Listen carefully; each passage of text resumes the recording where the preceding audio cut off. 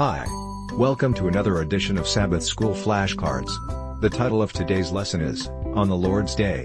And the date is Monday, January 7th, 2019. We will begin by reading the following Bible texts, Revelation 1:10, reading.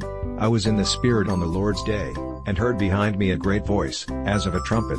Exodus 31:13, which reads, Speak thou also unto the children of Israel, saying, Verily my Sabbaths ye shall keep, for it is a sign between me and you throughout your generations, that ye may know that I am the Lord that doth sanctify you. Also, Isaiah 58 verse 13. If thou turn away thy foot from the Sabbath, from doing thy pleasure on my holy day, and call the Sabbath a delight, the holy of the Lord, honorable, and shalt honor him, not doing thine own ways, nor finding thine own pleasure, nor speaking thine own words. And finally, Matthew 12:28. For the Son of Man is Lord even of the Sabbath day. According to these texts, what day is clearly specified in the Bible as the Lord's?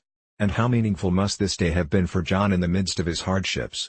Your Sabbath School flashcard answer for the first question is clearly the Sabbath day. Let's continue with the lesson to discover the answer for the second question.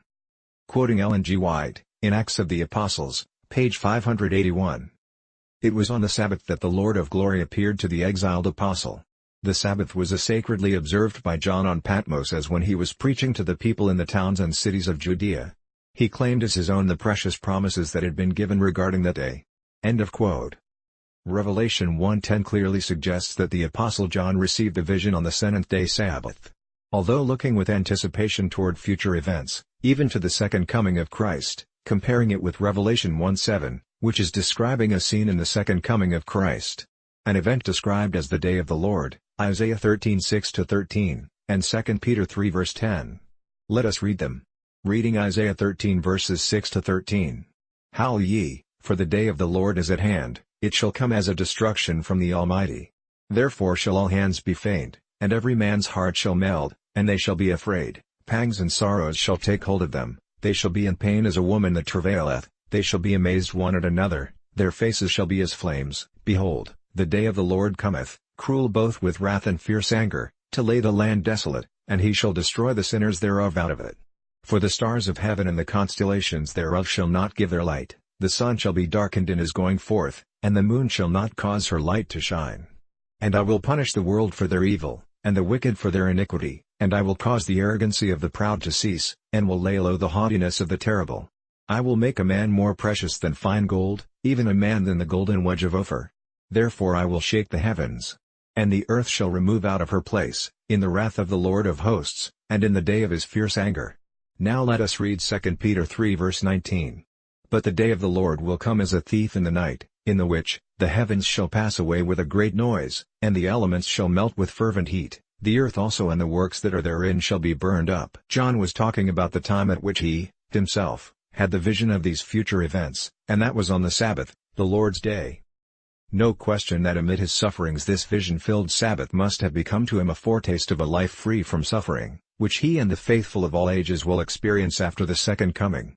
Indeed, in Jewish thinking, the Sabbath is deemed as a foretaste of the Olam Haba, the world to come. Again quoting Ellen G. White SDA Bible Commentary, Volume 7, page 855.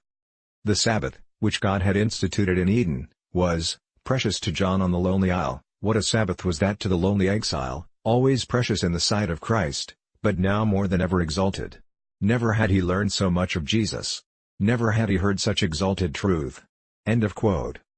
Comparing the two versions of the fourth commandment of the Decalogue in Exodus 20:11. For in 6 days the Lord made heaven and earth, the sea, and all that in them is, and rested the seventh day, wherefore the Lord blessed the Sabbath day, and hallowed it. And Deuteronomy 5:15. And remember that thou wast a servant in the land of Egypt, and that the Lord thy God brought thee out thence through a mighty hand and by a stretched out arm, therefore the Lord thy God commanded thee to keep the Sabbath day. These texts point to the seventh-day Sabbath as a memorial of both creation and deliverance, reminding us that God both made us and redeemed us. How can we, each Sabbath, resolve to keep before ourselves the reality of God as our Creator and as our Redeemer? Think about this, too. What good would it be for Him to be our Creator without His being our Redeemer, as well? Consider your answers, and be prepared to discuss them in your Sabbath School class on Sabbath. This is Witness Glenn. Have a blessed day.